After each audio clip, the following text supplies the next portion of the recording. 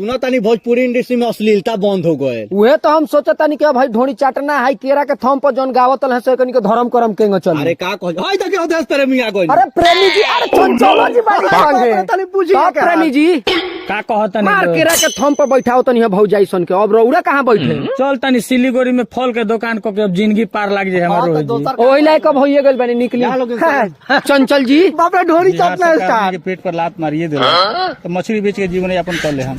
अब बोल दादा के बुलेट राजा जी के लाना पे माल की होतल इंगरा का काजी अब रौरा मार लहंगा से माल चुआओ तनी। अब राउंड माल कहाँ से चुई अब तो गार के नीचे से माल चुअता सरकार गाड़ी पोला तो मार देलक। दाना डोल बा तनी चलो राधा श्याम रसिया से भेंट कर लिया भेदे बारे राधा श्याम रसिया। रसिया जी का कहतन है अश्लील गाना पर अरे सरकार हमार का ले ले हम तो टेम्पू से अपन जिए खाली थावे मंदिर से गोपालगंज चला के